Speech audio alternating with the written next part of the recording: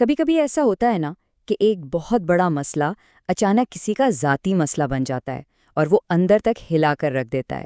آج کی یہ کہانی بھی ایسے ہی ایک شخص کی ہے جس نے ایک آلودہ ساحل پر خاموشی سے ایک ایسا قدم اٹھایا جو شاید شور مچانے سے کہیں زیادہ طاقتور تھا۔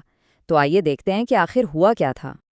تو کہانی شروع ہوتی ہے ایک شخص سے جو سمندر کے کنارے ساحل پر بس ٹہل رہا ہے، لیکن یہ کوئی عام پرسکون چہل قدمی نہیں ہے۔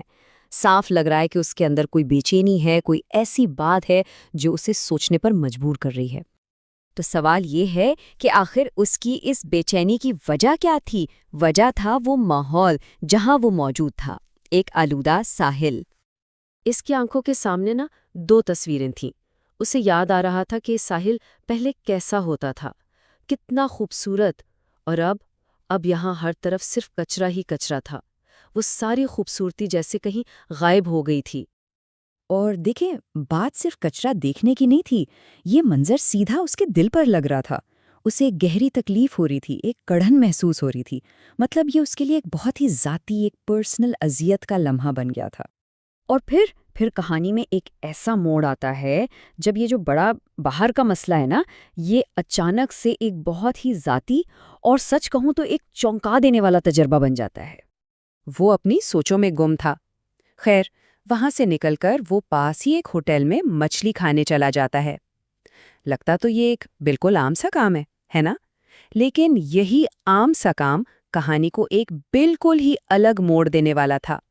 تو ہوتا یہ ہے کہ جیسے ہی وہ مچھلی کا پہلا لقمہ لیتا ہے، اس کے منہ میں کوئی سخت سی چیز چکتی ہے۔ یہ پلاسٹک کا ایک ٹکڑا تھا۔ لیکن اصل کہانی یہاں سے شروع نہیں ہوتی۔ اصل کہانی تو اس کے بعد شروع ہوتی ہے، کیونکہ اس کا جو ری ایکشن تھا نا، وہ ایسا تھا جس کی کوئی بھی توقع نہیں کر سکتا تھا۔ ذرا سوچیں، ایسی سچویشن میں کوئی کیا کرتا ہے؟ ظاہر ہے غصہ کرتا، ہوٹل کے مینیجر کو بلا کر اس پر چیختا چلاتا۔ لیکن اس شخص نے ایسا کچھ بھی نہیں کیا۔ اس نے ایک ایسا راستہ چنا جو بالکل ہی غیر متوقع تھا۔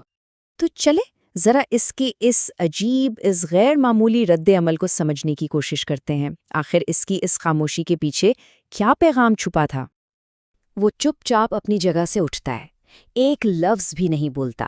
وہ پلیٹ اور پلاسٹک کا ٹکڑا اٹھا کر سیدھا مینیجر کے کاؤنٹر پر جا کر رکھ دیتا ہے۔ اس پورے لمحے میں الفاظ کی کوئی جگہ نہیں تھی، بس ایک بھاری اور بہت گہری مطلب والی خاموشی تھی۔ تو سوال وہی ہے کہ آخر اس نے شور مچانے کے بجائے خاموشی کیوں چنی؟ اس خاموشی کا مطلب کیا تھا؟ دیکھیں، اس کی یہ خاموشی کسی بھی چیخ سے زیادہ زوردار تھی۔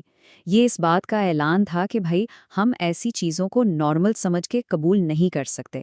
یہ احتجاج صرف اس ہوٹل مینیجر سے نہیں تھا، نہیں، یہ تو اس پورے سسٹم کے خلاف تھا جس نے ہمارے سمندروں کا یہ حال کر دیا ہے۔ اور یہ اس کا ایک ذاتی فیصلہ تھا جو اپنے آپ میں ایک بہت بڑا سٹیٹمنٹ بن گیا۔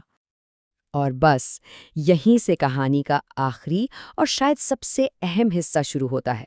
اب وقت تھا خاموش احتجاج کو ایک حقیقی عمل میں بدلنے کا۔ تو اس کا پہلا قدم کیا تھا؟ وہ بل دیے بغیر ہی ہوٹل سے باہر نکل جاتا ہے۔ یہ اس کا اپنا طریقہ تھا یہ بتانے کا کہ بھئی، میں اس گندگی کی قیمت ادا نہیں کروں گا۔ اگلا کام وہ یہ کرتا ہے کہ سیدھا ایک دکان پر جاتا ہے اور وہاں سے ایک بڑا سا شاپر خریدتا ہے۔ اب بات صرف احتجاج کی نہیں تھی، اب عمل کا وقت تھا۔ اور وہ شاپر لے کر سیدھا واپس اسی ساحل کی طرف چل پڑتا ہے جہاں سے یہ پوری کہانی شروع ہوئی تھی۔ لیکن اس بار اس کی سوچ بھی مختلف تھی اور اس کا ارادہ بھی بالکل پکا تھا۔ اور اصل میں یہی اس پوری کہانی کا نچوڑ ہے۔ وہ شخص جو تھا وہ صرف تکلیف محسوس کرنے یعنی کڑھنے کی کیفیت سے نکل کر اب عمل میں مصروف ہونے کی حالت میں آ چکا تھا۔ مطلب اب وہ صرف مسئلے پر افسوس نہیں کر رہا تھا، بلکہ خود اس مسئلے کا حل بننے جا رہا تھا۔ اور آخر میں یہ کہانی ہمیں ایک بہت بڑے سوال کے ساتھ چھوڑ جاتی ہے کہ ایک اکیلا انسان آخر کیا بدل سکتا ہے؟ اور شاید اس کا جواب یہی ہے کہ ہر بڑی تبدیلی کا آغاز ایسے ہی کسی ایک خاموش فیصلے اور ایک چھوٹے سے عمل سے ہوتا ہے۔